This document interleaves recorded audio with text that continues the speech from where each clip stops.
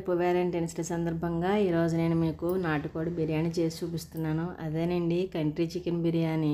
నాకైతే చాలా టేస్ట్గా వచ్చింది, కమ్మగా స్పైసీగా వచ్చింది. నేను కావాలని స్పైసీగా చేశానండి.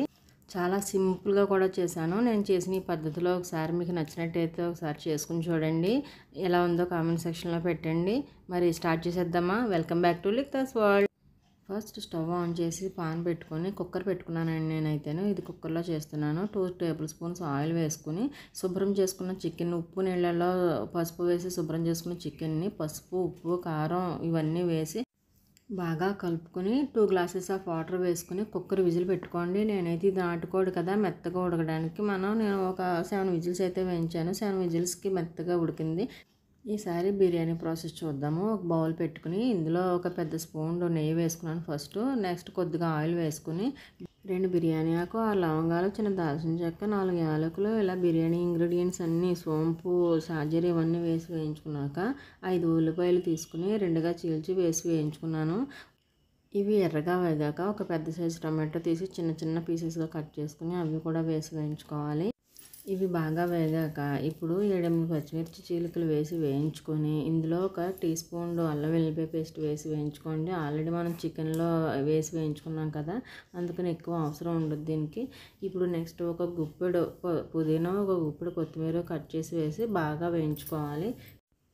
ఇవి బాగా వేగాక కొద్దిగా పసుపు, ఒక టీ స్పూన్ కారం వేసి వేయించుకోవాలి. బాగా కలుపుకొని ఇప్పుడు నేను ఇక్కడ పేస్ట్ వేసాను చూసారా, అది ఒక 10 జీడిపప్పులు, కొద్దిగా ఒక స్పూన్ గసగసాలు వేసి బాగా మెత్తటి పేస్ట్ చేసి వేసాను. ఇక్కడ నేను చూసారా ఇక్కడ ఎంత ఎర్రగా వేయించుతున్నాను చూసారా, అడుగు పట్టేంత వరకు కూడా మనం ఈ గ్రేవీని ఇలా వేయించుకోవాలి. అప్పుడే బిర్యానీ బాగుంటుంది. ఇది వేయించుకున్నాక ఇక్కడ నేను ఫస్ట్ మనం చికెన్ ఉడికించుకుని ఉంచుకున్నాం కదా, అది ఇందులో వేసుకోవాలి. వాటర్ 2 గ్లాసెస్ వాటర్ వేసుకున్నాం కదా చికెన్లో, ఆ వాటర్ దీనికి సరిపోతుంది. ఇక్కడ గ్రేవీగా తయారవుతుంది. ఇక్కడ చూడండి బాగా ఉడికాక నేను ఈ బిర్యానీ క్వాంటిటీ వచ్చేసి 3/4 కిలో అంటే 750 గ్రామ్స్ రైస్ తీసుకున్నాను.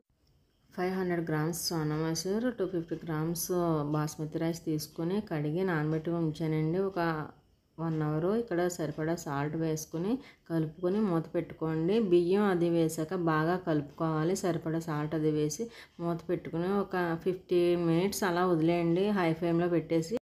ఈ 15 మినిట్స్ అయ్యాక ఒకసారి మూత తీసి కలుపుకొని ఒకసారి చూసుకోండి. బియ్యం పలుకు అవన్నీ కూడాను చూసుకున్నాక మనం మళ్ళీ మీడియం ఫ్లేమ్లో పెట్టి మళ్ళీ ఒక 5 మినిట్స్ ఆగి బాగా సిమ్లో పెట్టేసుకొని నేను అలా వదిలేసాను. బిర్యానీ అయితే ఒక 25 మినిట్స్ హాఫ్ అన్ అవర్లో రెడీ అయిపోయింది. నా బిర్యానీ అయితే రెడీ అయిపోయింది. నాటుకోడి బిర్యానీ చికెన్ కంట్రీ పులావ్ చాలా చాలా టేస్ట్గా యమ్మీగా వచ్చింది, కమ్మగా వచ్చిందండి, స్పైసీగా కూడాను.